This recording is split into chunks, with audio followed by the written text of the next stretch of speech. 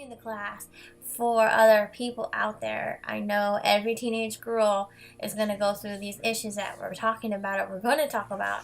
And so I wanted to be able to have these videos available, because if someone was there to do this kind of thing or to be around when I was this age, 13, 14, 15, on through my teens, it would have made a huge difference. It would have been so helpful. And so that is what we're doing here. And we're starting out learning how to determine our worth. And when we talk about worth, when we think of the value of an item, we just think, oh, well, it's whatever it's worth at the store or something like that. But really, there's a process that goes into that, where someone decides what they're willing to pay for something, what they're willing to lose in order to get something. And that's what I really want you guys to look at when you're determining your worth. And so it's the same for humans. There is no value for humans. And I know you can understand that concept, because we've all had things that meant so much to us, that were objects, that you just couldn't put a price on. Like maybe something sentimental, like your grandmother's locket, or your father's watch, or a memory that you just wouldn't trade for anything. We all have those things that just are invaluable. They're priceless. There's no price, no value, no cost that you could put on them. And that is as true for human life. Every single human life is invaluable. And so when you finally really realize that in your heart, it changes the world. It changes how you see everything. It changes how you treat people. It changes how you treat yourself. And you really realize that there's something there to protect. And those are the steps that I want to get into. How to protect yourself. But you can't protect yourself if you don't believe you're worth anything. And so really, I want you guys to really know how much you're worth. And that doesn't mean that you go act like spoiled little princesses and think the world owes you something. But it does mean that you protect yourself, and that you build a future for yourself, and that you realize internally absolutely what you are worth. If you had no money, no home, no nothing, what would you be worth? That is your true human value. And you can't put a price on that. So it has nothing to do with your earning potential. It has nothing to do with material items. It has to do with how much you inside of yourself value yourself. And I know there are ladies out there in situations where they don't think very much of themselves. And there's some healing that needs to be done there. And so I would recommend that you get in front of a mirror and you talk to yourself and you tell yourself that you're beautiful, that you love yourself. You say, I am worthy, I love you, I accept you. And do it a few times a day. Do it every single day until you really believe in your heart that you're worth something. Realize that it is there. And that's another thing. It is there. Okay, so whether you recognize it and it changes your life, or you never recognize it, the fact that you're invaluable is true. It's true whether you are going to acknowledge it or not acknowledge it. It's already there. It's already inside of you. You're already valuable. So you can start to see that in yourself, or maybe you never will, but it doesn't change the fact that you are invaluable. And when you really, really, really in your heart realize that, then you're going to have something worth protecting. And that's what I want to talk to you about. I want to talk to you about protecting your self-worth, personal growth, development, and eventually leadership and helping others. And so you think of protection, a lot of people might automatically think of self-defense, as in, something's coming at you, you're getting attacked or something, and you need to defend yourself. But I think the best defense comes from offense. And the best protection starts on the offense. And so how can you do that? And people are thinking about protecting their physical self. And if you wanted to protect your physical self by being on the offense, how could you do that?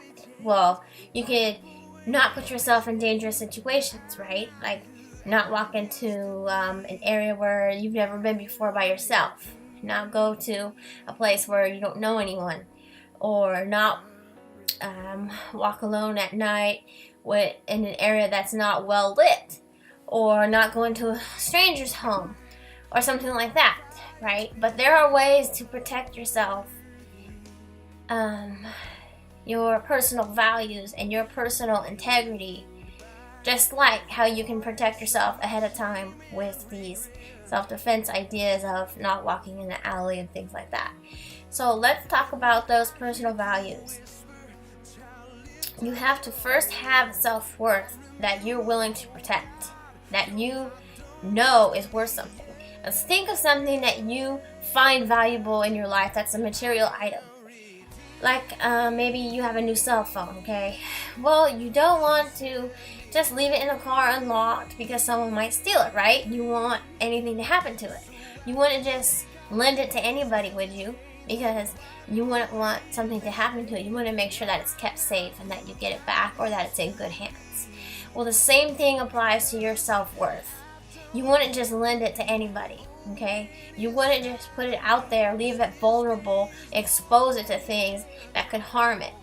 And for a young girl, something that could harm it would be bad movies, your personal integrity, like your academic integrity, your values that you hold on to that you find important, you see them slipping away because you've made these small choices that keep adding up and adding up.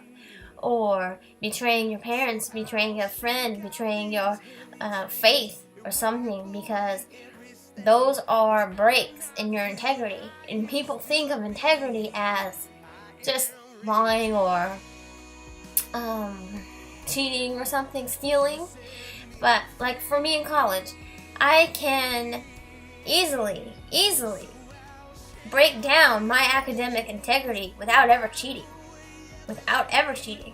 All I have to do is stress out about a midterm and drop the class. And then I'm breaking my academic integrity. I am compromising everything I worked for. I'm compromising the teacher's time. I'm compromising the education, the added education that I would have got had I finished the class.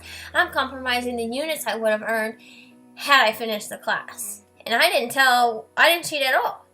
So get the idea out of your mind that having integrity only has to do with doing something wrong, okay? Like blatantly those mainstream big picture ideas of stealing or lying or something, because that's not the only way to break integrity. And when you're talking about family values or personal values or faith-based values, there are hundreds of ways that you can chip away at that integrity and that don't involve outright blatant mistakes, choices. They can be just small little things that just chip away at your integrity until you don't recognize yourself anymore, or you've really blown it, or it's a slippery slope, like lying or sneaking out. Oh, I only dropped one class, right? Or I only skipped one day of school. Don't worry, it's no big deal. I want to talk to you about protecting something as it's developing and setting up the environment that allows you to develop, and protecting that environment and protecting that development before it even happens.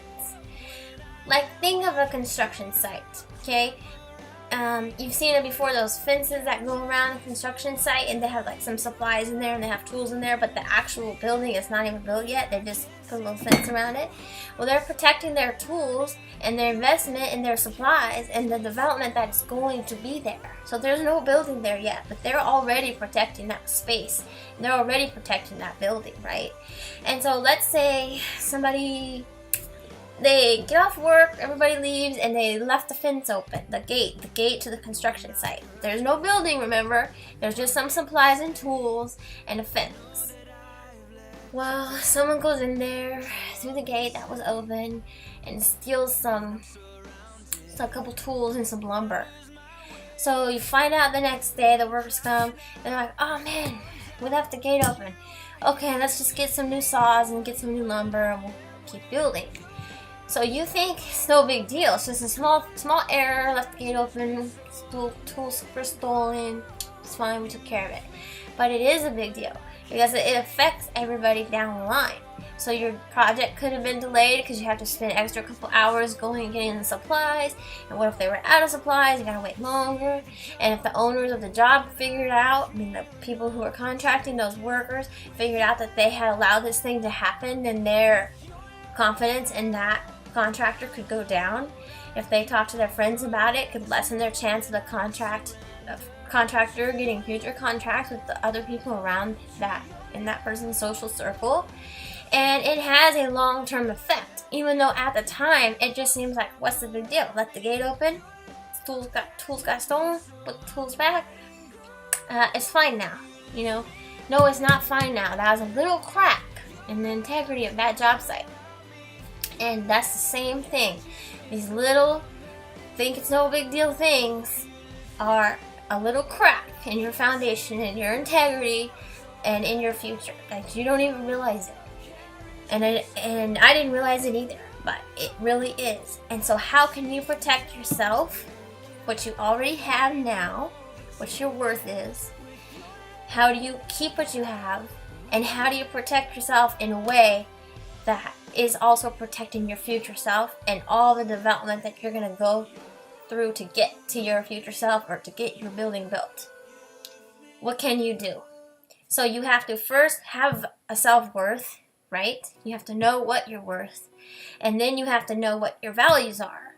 And when you know what your values are, it makes the decisions for you ahead of time. You know already what you're not going to allow to have happen and what you will allow to have happen.